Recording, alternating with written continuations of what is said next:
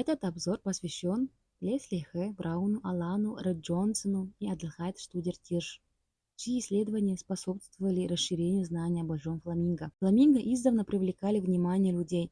Они вызывают любопытство, восхищение не только своим внешним видом и окраской, но и многочисленными особенностями своей жизненной истории. Ареал обитания большого фламинго охватывает Африку, Западную Азию и Южную Европу, где он обычно обитает на мелководных, засоленных, шелочных, водно-болотных угодьях, таких как соленые озера, прибрежные лагуны, приливно-отливные листые отмели и соливарный период размножения. Этот вид обладает большой способностью к расселению вне периода размножения, но он в высшей степени филопатричен. Также существует различия в миграционном статусе различных популяций. Большой фламинго обычно питается на мелководье.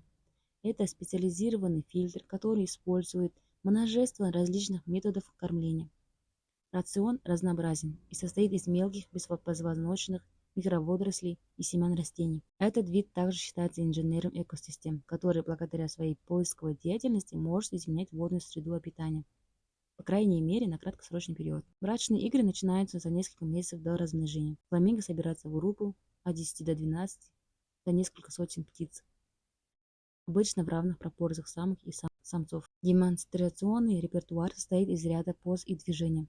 Во время групповых демонстраций самцы и самки демонстрируют себя так, чтобы было легче оценить индивидуальные различия в окраске оперения, что может облегчить выбор партнера. Оперение также более яркое в период ухаживания, но в другое время года тускнеет. В период выставок фламинго чаще, чем в другие сезоны, терлись щеками, а свои уропогенальные железы и переносили каротиноидные пигменты, главным образом контаксантин, из этих желез в перья на шее, груди и передних перьях спины. Перья становились более яркими, когда на них наносили большее количество пигментов, что свидетельствовало о космическом окрашивании.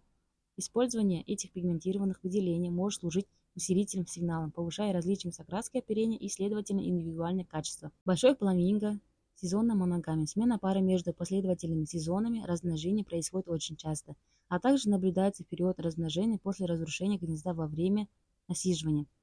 Для успешного размножения в местах размножения должен быть достаточный уровень воды, не больше и не меньше, что случается не каждый год в сезонных водно-болотных угодьях. Слишком большое количество осадков может привести к затоплению гнездов, а слишком малое – высыхание водно-болотных угодий, что привлекает к массовой гибели птенцов. Он гнездится на островках в пределах водно-болотных угодий, чтобы избежать доступа неземных хищников. Выводится только один птенец. Но если во время инкубации у него ничего не получается, попыток гнездования может быть несколько.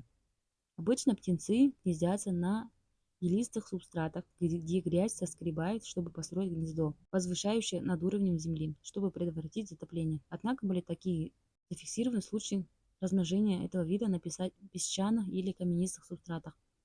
Самки откладывают одно яйцо, а инкубация осуществляется обоими полами и длится 27-36 дней. Яйца не являются социальными.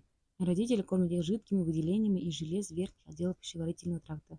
Птенцы покидают гнездо на 7-10 день, а на 10-12 день они собираются в яслях. Оперение происходит в возрасте 71-98 дней, а молодые покидают место гнездования в возрасте 80-139 дней. Успешность размножения сильно различается в разные годы.